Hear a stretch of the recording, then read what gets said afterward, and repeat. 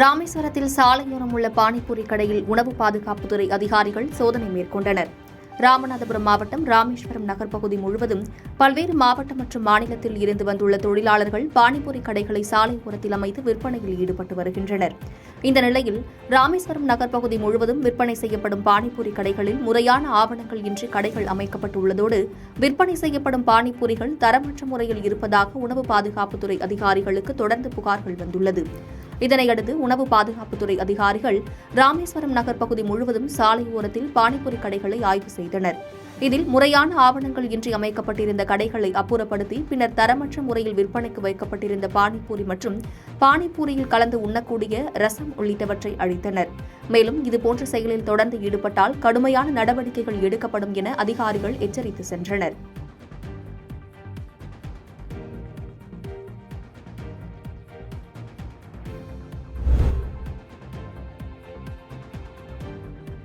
ஆற்காடு நகராட்சிக்குட்பட்ட பகுதிகளில் ரூபாய் 12.06 கோடி மதிப்பீட்டில் கட்டப்பட்டு வரும் வளர்ச்சித் திட்டப் பணிகளை மாவட்ட ஆட்சியர் பார்வையிட்டு ஆய்வு மேற்கொண்டார். ராணிப்பேட்டை மாவட்ட ஆட்சித்தலைவர் ச. வளர்மதி ஆற்காடு நகராட்சியில் ரூபாய் 6 கோடி மதிப்பீட்டில் கட்டப்பட்டு வரும் புதிய பேருந்து நிலைய கட்டுமான பணிகளை பார்வையிட்டு ஆய்வு மேற்கொண்டார். பின்னர் ஆற்காடு பேருந்து நிலையம் எதிரே கலைஞரின் நகர்ப்புற மேம்பாட்டுத் திட்டத்தில் ரூபாய் 3.48 கோடி மதிப்பீட்டில் கட்டப்பட்டு வரும் தினசரி அங்காடி கடைகள் கட்டுமானப் பணிகளை ஆய்வு செய்து பணிகளை விரைவுபடுத்த உத்தரவிட்டார். தொடர்ந்து ஆற்காடு தோப்புக்கானா வார்டில் கட்டப்பட்டு வரும் புதிய நகர்ப்புற ஆரம்ப சுகாதார நிலைய கட்டுமானப் பணிகளை பார்வையிட்டு ஆய்வு மேற்கொண்டார். மேலும் பல்வேறு திட்டப் பணிகளை ஆய்வு மேற்கொண்டு விரைந்து முடிக்க உத்தரவிட்டார். இந்த ஆய்வினில் நகரமன்ற தலைவர் தேவி பென்ஸ் பாண்டியன், நகராட்சி ஆணையாளர் வெங்கடா லட்சுமணன் உட்பட பலர் கலந்து கொண்டனர்.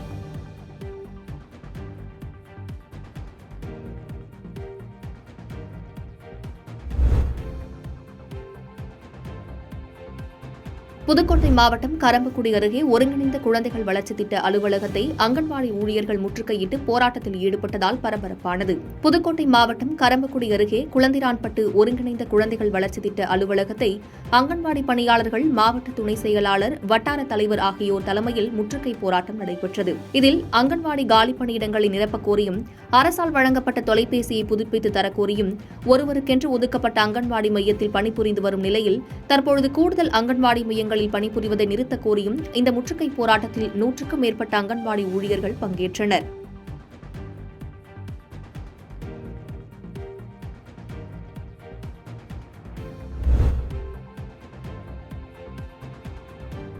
கடலூர் மாவட்டம் பண்ருட்டி அடுத்த எஸ். ஏரிப்பாளையம் நெடுஞ்சாலைத்துறை சார்பில் வைக்கப்பட்டுள்ள பெயர் பலகைகளில் எழுத்துப்பிழை உள்ளதால் பொதுமக்கள் அவதியடைந்து வருகின்றனர். கடலூர் மாவட்டம் எஸ். ஏரிப்பாளையம் சுற்றுப்பகுதியில் உள்ள கிராமங்களில் நுழைவு வாயிலில் நெடுஞ்சாலைத்துறை சார்பில் பெயர் பலகைகள் வைக்கப்பட்டுள்ளது.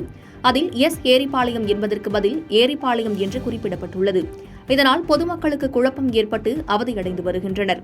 இதனை நெடுஞ்சாலைத்துறை அதிகாரிகள் கண்காணித்து பெயர் பலகையில் உள்ள தவறை சரி செய்ய நடவடிக்கை எடுக்க வேண்டும் என சமூக ஆர்வலர்கள் மற்றும் பொதுமக்கள் வலியுறுத்தியுள்ளனர்.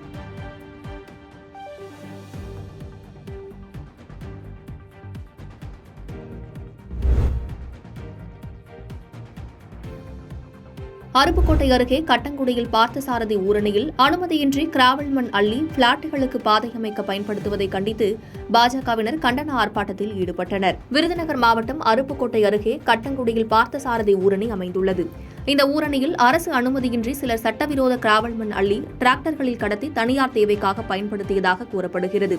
சுமார் 15 அடி ஆழம் வரை அங்கு தோண்டப்பட்டு கிராவல் மண் அள்ளப்பட்டுள்ளதால் கனிம வள கொள்ளையை கண்டித்து அருப்புக்கோட்டை வடக்கு ஒன்றிய பாஜக சார்பில் கண்டன ஆர்ப்பாட்டம் நடைபெற்றது. இந்த ஆர்ப்பாட்டத்தில் பங்கேற்ற பாஜக நிர்வாகிகள் சட்டவிரோத கனிம வள கொள்ளைக்கு உறுதுணையாக இருந்ததாக வட்டாட்சியர் மற்றும் வருவாய்த்துறை அதிகாரிகளை கண்டித்து கண்டன முழக்கங்கள் எழுப்பினர். இதுகுறித்து பேசிய வட்டாட்சியர், அரசு நிலமாக இருந்தாலும் தனியார் நிலமாக இருந்தாலும் உரிய அனுமதி பெற்றுதான் கிராவல் மண் அள்ள வேண்டும். இதுகுறித்து விசாரணை நடத்தி கோட்டாட்சியருக்கும் மாவட்ட ஆட்சியருக்கும் அறிக்கை அனுப்பப்படும் என கூறினார்.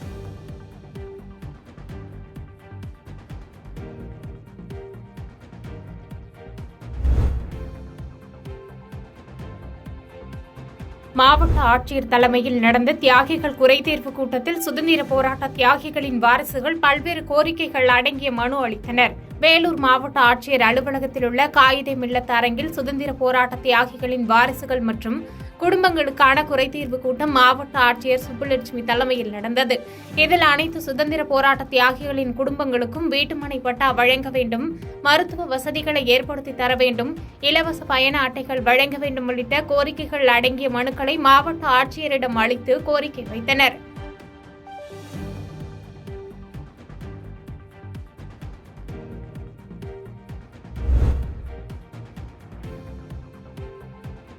பெரியபாளையம் அருகே ஆக்கிரமிப்பு செய்திருந்த சுமார் ரூபாய் 3 கோடி மதிப்பிலான அரசு நிலத்தை வருவாய்த்துறையினர் மீட்டனர்.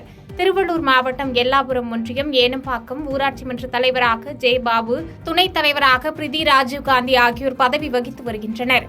இந்நிலையில் இந்த ஊராட்சி மன்ற தலைவர் மற்றும் துணைத் தலைவரின் கணவர் உள்ளிட்ட 5 பேர் அரசு நிலத்தை ஆக்கிரமிப்பு செய்து விவசாயம் செய்து வருவதாக அக்கிராமத்தைச் சேர்ந்த லோகேஸ்வரி என்பவர் கடந்த 2021ஆம் ஆண்டு நீதிமன்றத்தில் வழக்கு தொடர்ந்தார்.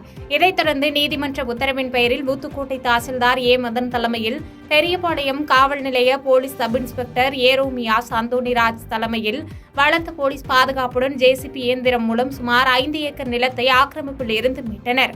மீட்கப்பட்ட ஆக்கிரமிப்பு நிலங்கள் சுமார் 3 கோடி என தெரியவந்துள்ளது.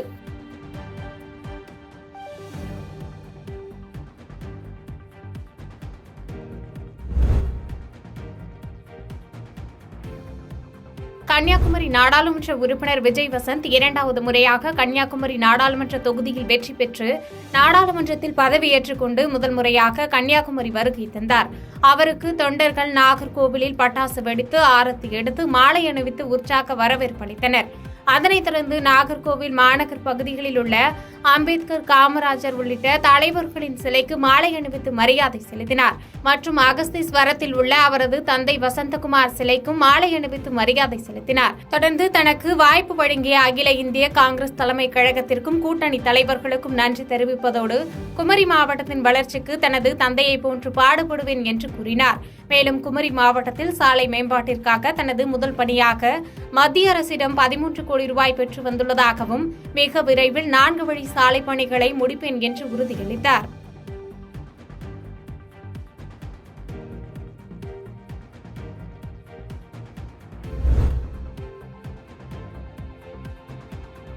மயிலாடுதுறை ரயில்வே சந்திப்பில் நடைபெறும் வளர்ச்சி திட்டப் பணிகளை ரயில்வே பொது மேலாளர் RN சிங் ஆய்வு மேற்கொண்டார்.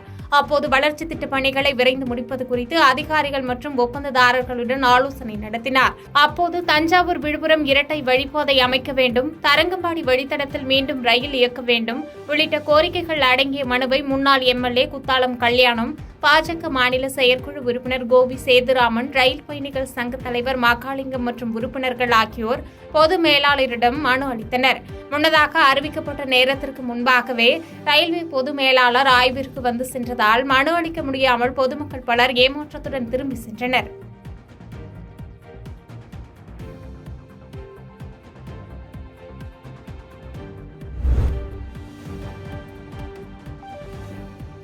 குற்றாலம் புலி அருவியில் குளிக்கும் பொழுது தொலைத்த பெண்ணின் திருமண மோதிரத்தை சில நிமிடங்களில் பேரூராட்சி பணியாளர்கள் கண்டுபிடித்துக் கொடுத்தனர்.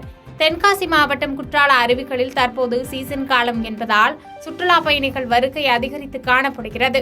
இந்நிலையில் குற்றால புலி அருவியில் குடும்பத்துடன் குளிக்க வந்த சுற்றுலா பயணிகளில் பெண் சுற்றுலா பயணி ஒருவர் தனது கையில் அணிந்திருந்த திருமண மோதிரத்தை குளிக்கும் பொழுது தவறவிட்டார். செய்வதறியாது தவித்த அந்த பெண் குற்றாலம் பேரூராட்சியை முறையிட்டதாக கூறப்படுகிறது. குத்தாலம் பேரூராட்சி தலைவர் கணேஷ் தாமோதரன் உடனடியாக பேரூராட்சி பணியாளர்களை அனுப்பி அவர்கள் உதவியுடன் புலியருவி பகுதியில் உள்ள சிறிய தடாகத்தில் இறங்கி அரை மணி நேரத்திற்கு மேலாக தேடுதல் வேட்டையில் ஈடுபட்டனர். குற்றாலம் பகுதியில் பாதுகாப்பு பணியில் ஈடுபட்டிருந்த காவலர்களும் பேரூராட்சி பணியாளர்களும் இணைந்து மோதிரத்தை கண்டுபிடித்து தொலைத்த பெண்ணிடம் ஒப்படைத்தனர். இந்த சம்பவம் சுற்றுலா பயணிகளிடையே வெகுவாக பாராட்டை பெற்றது. பாதகம் செய்பவரை கண்டால் நாம் பயங்கொள்ளலாகாது பாப்பா, மோதி மிதித்து விடு பாப்பா, அவர் முகத்தில் உமிழ்ந்து விடு பாப்பா. அண்மை செய்திகளை உடனுக்குடன் தெரிந்து கொள்ள இணைந்திருங்கள் இயம்நாடு தொலைக்காட்சியுடன்.